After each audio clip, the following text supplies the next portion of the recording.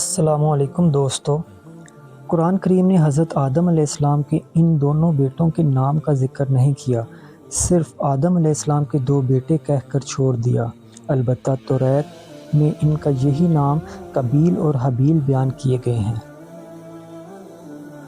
حضرت حوا علیہ السلام کے حمل میں ایک لڑکا ایک لڑکی پیدا ہوتے تھے، اور ایک حمل کے لڑکے کا دوسرے حمل کی لڑکی کے ساتھ نکاح کیا جاتا تھا۔ اسی دستور کے مطابق حضرت آدم علیہ السلام نے قابیل کا نکاح لیوڈا سے جو حابیل کے ساتھ پیدا ہوئی تھی، اور حابیل کا نکاح اکلیمہ سے جو قابیل کے ساتھ پیدا ہوئی تھی کرنا چاہا۔ قابیل اس پر راضی نہ ہوا، چونکہ اکلیمہ زیادہ خوبصورت تھی، اس لیے اس کا طلبگار ہوا۔ حضرت آدم علیہ السلام نے فرمایا کہ وہ تیرے ساتھ پیدا ہوئی ہے، لہٰذا تیری بہن ہے، اس کے ساتھ تیرا نکاح حلال نہیں۔ کہنے لگا، یہ تو آپ کی رائے ہے، اللہ تعالیٰ نے تو یہ حکم نہیں دیا۔ حضرت آدم علیہ السلام نے فرمایا، تم دونوں اپنی اپنی قربانیاں لاؤ، جس کی قربانی مقبول ہو جائے وہی اکلیمہ کا حقدار ہے۔ اس زمانہ میں جو قربانی مقبول ہوتی تھی، آسمان سے ایک آگ اتر کر اس کو کھا لیا کرتی تھی۔ قابیل نے ایک انبار گندم اور حابیل نے ایک بہترین دمبا قربانی کے لیے پیش کیا۔ آسمانی آگ نے حابیل کی قربانی کو حسب دستور جلا دیا اور قابیل کے گیوں چھوڑ گئی۔ اس قبولیت کا شرف حابیل کے حصے میں آیا، اس پر قابیل کے دل میں بغض و حسد پیدا ہوا۔ جب حضرت آدم علیہ السلام حج کے لیے مکہ مکرمہ تشریف لے گئے تو قابیل نے حابیل سے کہا کہ میں تجھے قتل کر دوں گا۔ حابیل نے کہا، کیوں؟ کہنے لگا، اس لیے کہ تیری قربانی مقبول ہوئی اور میری نہ ہوئی، اور تو اکلیمہ کا مستحق ٹھہرا، اس میں میری ذلت ہے۔ حابیل نے کہا کہ قربانی کا مقبول کرنا اللہ تعالیٰ کا کام ہے۔ ناجائز خواہش کا حامل قابیل یہ دیکھ کر اور بگڑ گیا، اور اس نے کہا کہ میں تجھے قتل کر کے رہوں گا۔ حابیل نے کہا، میں پہل نہیں کروں گا، باوجود اس کے کہ میں تجھ سے قوی و توانا ہوں، اور میں اللہ سے ڈرتا ہوں کہ میں تجھے قتل کروں۔ اس سے پہلے تو نے والد کی نافرمانی کی، بھائی سے حسد کیا اور خدائی فیصلے کو نہ مانا، اس لیے ان سب گناہوں کا بوجھ تیرے سر پر ہوگا اور میرے قتل کا بھی، اور پھر تو دوزخیوں میں شامل ہو جائے گا، اور یہی ظالموں کی سزا ہے۔ ایک روز قابیل موقع پا کر حابیل کے پاس گیا۔ حابیل اپنی بکری خانے میں ایک پتھر پر سر رکھ کر بے خبر سو رہا تھا۔ قابیل نے اسے قتل کرنا چاہا، مگر قتل کیسے کرے طریقہ نہیں جانتا تھا۔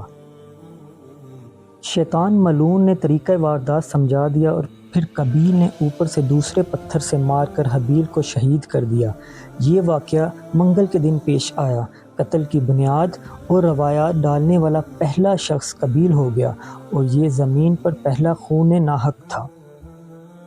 قتل کرنے کے بعد اس کی لاش چھپانے کا طریقہ معلوم نہ تھا۔ قابیل حیران تھا کہ کیا کرے، کیونکہ اس وقت تک کوئی انسان مرا ہی نہیں تھا۔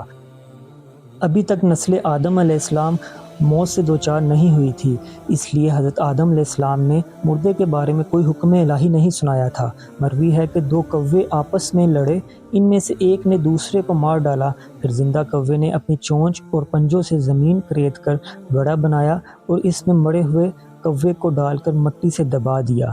یہ دیکھ کر قابیل کو معلوم ہوا کہ مردے کی لاش کو دفن کرنا چاہیے، چنانچہ اس نے زمین کھود کر اپنے بھائی حابیل کو دفن کر دیا۔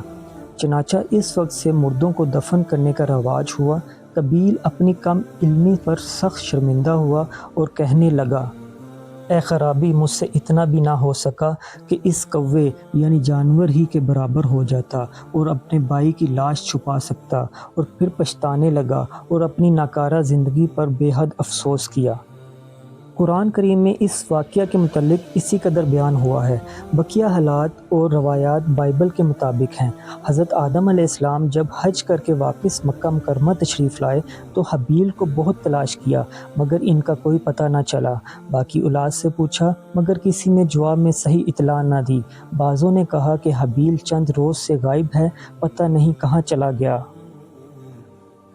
حضرت آدم علیہ السلام نے حابیل کی جدائی میں کھانا پینا سونا سب ترک کر دیا اور شب و روز غم و فکر میں رہنے لگے۔ ایک صبح خواب میں دیکھا کہ حابیل حضرت آدم علیہ السلام کو پکار رہا ہے۔ حضرت آدم علیہ السلام نیند سے چونک کر اٹھے اور زار و قطار رونے لگے۔ حضرت آدم علیہ السلام کو یقین ہو گیا کہ یقیناً قابیل نے اپنے غلط مقاصد کی خاطر حابیل کو قتل کر دیا ہے۔ اسی وقت حضرت جبرائیل علیہ السلام نے حضرت آدم علیہ السلام کے کہنے پر حابیل کی دفن شدہ لاش کا ٹھکانہ بتا دیا۔ آپ علیہ السلام حضرت حوا اور جبریل علیہ السلام کے ہمراہ حابیل کی قبر پر پہنچے اور اس کی موت کے دکھ میں اتنا روئے کہ ان کے رونے سے آسمان کے فرشتے بھی روئے۔ جب حابیل قتل ہوا تو اس وقت آدم علیہ السلام کے 120 فرزند تھے اور سوائے حابیل کے سب ابھی تک حیات تھے۔ حابیل کے قتل کے 5 سال بعد حضرت آدم علیہ السلام کی عمر 135 برس تھی۔ آپ علیہ السلام کے ہاں حضرت شیث علیہ السلام پیدا ہوئے۔ حضرت آدم علیہ السلام نے ان کو عطیہ خداوندی سمجھا اور آخری وقت تک ان سے بہت خوش رہے۔ بوقت رحلت حضرت آدم علیہ السلام نے اپنے بیٹوں کو وصیت کی کہ اب قریب ہے کہ میں دنیا سے کوچ کر جاؤں۔ شیث علیہ السلام میرا قائم مقام رہے گا، تم سب اس کی فرمانبرداری کرنا۔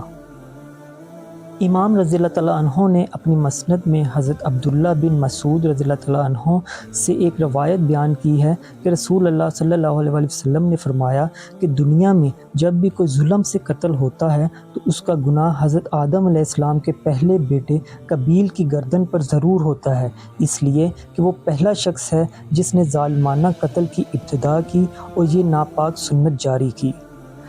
دوستو، دمشق کے شمال میں جبل قسیون پر ایک زیارت گاہ بنی ہوئی ہے جو مقتول حابیل کے نام سے مشہور ہے، اور اس کے متعلق ابن اسحاق رضی اللہ تعالیٰ عنہ نے احمد بن کثیر رحمۃ اللہ علیہ کے تذکرہ میں ایک خواب نقل کیا ہے جس میں مذکور ہے کہ انہوں نے نبی کریم صلی اللہ علیہ وسلم کو خواب میں دیکھا اور آپ صلی اللہ علیہ وسلم کے ساتھ حابیل بھی تھے۔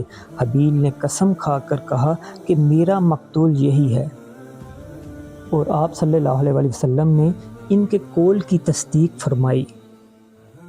پیارے دوستو، یہ خواب ہی کی باتیں ہیں اور خواب کے سچے ہونے کے باوجود بھی اس سے کوئی شرعی یا تاریخی حکم ثابت نہیں ہو سکتا، لیکن رقم السطور کے ساتھ شام کے اساتذہ ملازمت کرتے ہیں۔ انہوں نے بتایا ہے کہ جبل قسیون پر 9 میٹر یعنی تقریباً 30 فٹ لمبا مزار بنا ہوا ہے، اور لوگوں میں یہی مشہور ہے کہ یہ حابیل کا مزار ہے، اور ہم نے کئی مرتبہ اس کی زیارت کی ہے۔ پیارے دوستو، سگے بھائی کا قتل کوئی آسان بات نہ تھی۔ جب قابیل کو اس کا پہلے خیال آیا ہوگا تو بھائی کی محبت، اس کی نیکی اور پاکیزگی، باپ کی ناراضگی اور اللہ کا غضب، یہ سب چیزیں راستہ میں پہاڑ بن کر کھڑی ہوئی ہوں گی۔ نامعلوم قتل کرنے کی خواہش میں اور ان عوامل میں کتنی دیر کشمکش جاری رہی ہوگی، لیکن آخرکار حسد کا جذبہ غالب آ گیا اور اس نے اپنے بھائی کے قتل کو عین مصلحت بنا کر پیش کیا، اور قابیل اس کو خوشی سے کرنے پر آمادہ ہو گیا، پہلے جس کے تصور سے اس کے رونگٹے کھڑے ہو گئے ہوں گے۔ ہر مجرم جرم کرنے سے پہلے ایسی کشمکش سے دوچار ہوتا ہے۔